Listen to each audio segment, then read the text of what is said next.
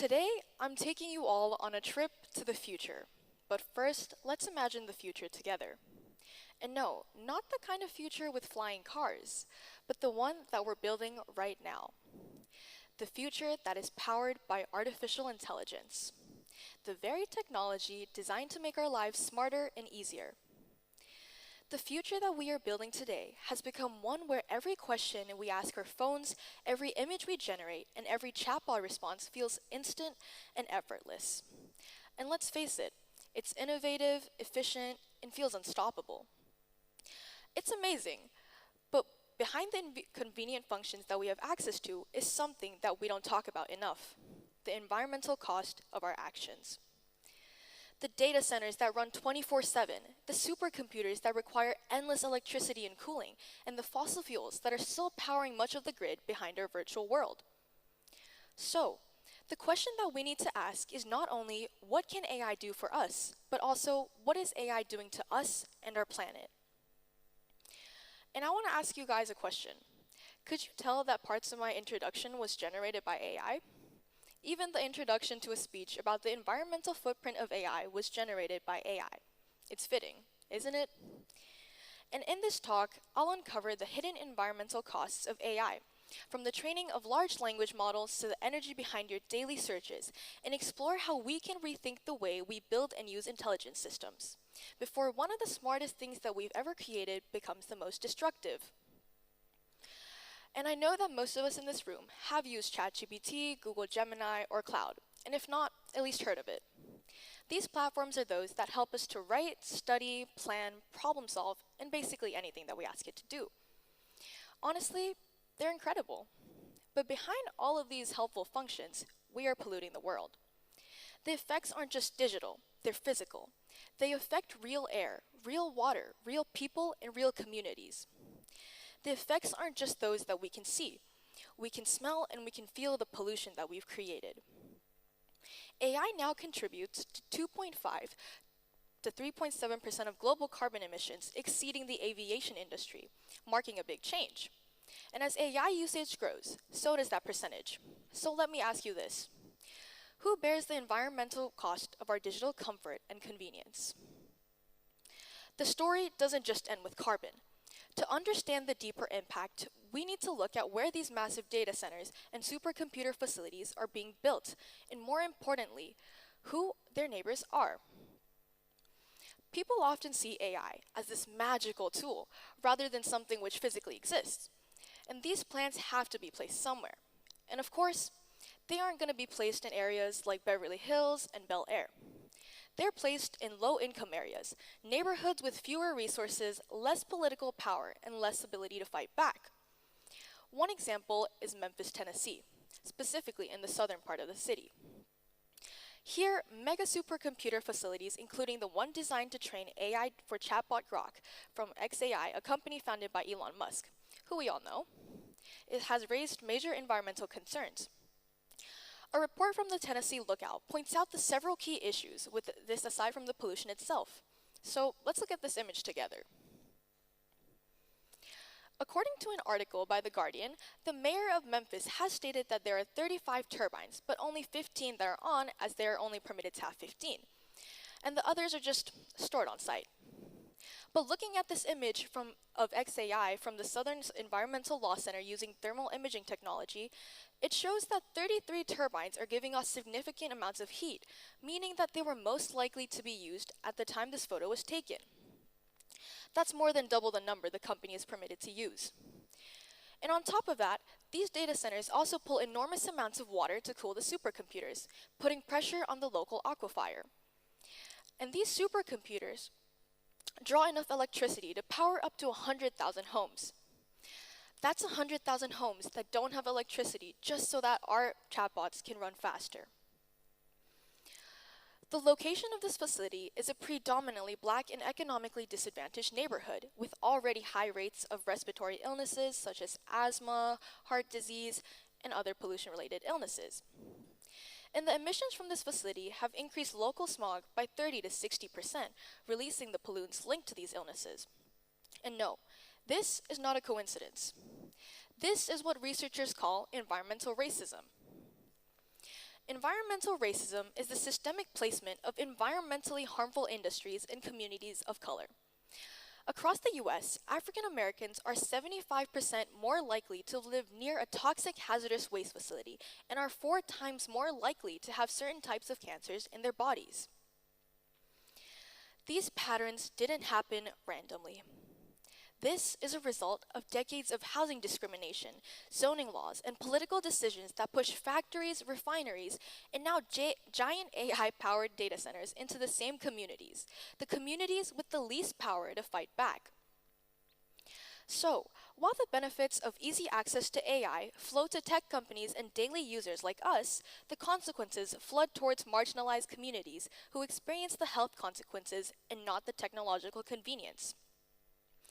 This highlights systemic injustice and demonstrates how wealth drives technological developments and increased carbon emissions without regards to our environment and local community care. To elaborate further, here is a real-life example. Imagine working extremely hard for decades, hoping to get the house of your dreams for when you retire. Then all of a sudden, your home is no longer your safe place. This is the dream turned nightmare story of Beverly Morris. Beverly Morris retired in 2016, thinking that she found her perfect home in rural Georgia. But now, only 400 yards or 366 meters from her porch sits a metadata center that has completely disrupted her life. In her own words, "This was my perfect spot, but it isn't anymore." In her once-dream home, she now needs to haul buckets of water into her toilet because of the low water pressure, and to do what she needs to do in order to survive with water that she can't trust. From cooking to brushing her teeth, the water worries her. Think about when we get thirsty. We can just go to a nearby water server or access clean water, since our tap water really isn't drinkable. But for people like her where tap water used to be drinkable, she is now afraid to drink tap water due to the sediment buildup from Meta AI data centers. And although Meta denies any connection, the timing and environmental footprint behind this makes it hard to believe. And let me tell you how much water AI-driven data centers may consume. 1.7 trillion gallons of water could be consumed globally by 2027. That's only 2 years away. Can you imagine how much water that is? And on top of that, the effects of AI aren't only environmental, but also integrated within our systems. An article published on UC Berkeley Law talks about how AI is often presented as a neutral object, a tool without bias, and yet these biases are integrated in our systems and are inevitable, ultimately including systemic inequality, racism, and discrimination as a part of our daily lives. This is a result of our AI systems being built using the data taken from our history, reflecting our discriminatory beliefs. Some examples are in the housing credit, where algorithms used to screen out apartment renters or mortgage applicants can be disproportionately disadvantaged for racial minorities because our systems rely on historic data, reflecting the segregation and discrimination connecting back to the placement of less economically disadvantaged and racial groups in industrial, toxic, and hazardous areas, just like in Memphis. These biases can be seen in our healthcare, employment, education, finance systems, and reinforce unfair disadvantages for marginalized groups. And with that said, we cannot celebrate how smart and great AI is without acknowledging who is paying for that price for the intelligence that we get. And all of that sounded like terrible news, and yet these problems are shadowed and hidden by recent accomplishments and our heavy reliance on AI. And this may feel overwhelming. But there's still some good news. Our future and the future of AI is not yet written, and it's up to us to shape our future for the better of humanity and the world. Because if our choices today are what writes tomorrow's story, then we still have time to decide what kind of story that this will be. Every small action that we take today, a simple image generation and short conversation with AI, may damage our environment by catalyzing the already existing issues like climate change. For example, global warming can already be felt over the past few years, and yet a lack of action has been taken. But looking at the bigger picture, all issues are tied together. The more use in AI leads to more supercomputer plants. More supercomputer plants lead to more pollution, and more pollution creates further environmental challenges, leading to the potential health issues and for those that are disadvantaged and will not get necessary treatment due to the systemic injustice. And although this habit enforces a positive loop, here's the part that we often overlook. We as students, the young people in this generation, everyday users, and quite frankly anyone, actually have more power than we think. And I'm not here to ask everyone to delete and stop using chat platforms like ChatGPT. This would be unreasonable for me to ask. I still use it, and realistically, so do most of us. AI can help us learn, create, and solve problems in amazing ways that we have never thought of before, but we can choose to use it more responsibly. Here are 4 ways that we can do this. 1. We can use AI intentionally and not automatically. Before you ask a chatbot a quick question, take a minute to pause and ask yourself, can I figure this out on my own? Or is it something I can ask someone else to figure out? Every skip prompt saves energy. 2. Batch your AI usage.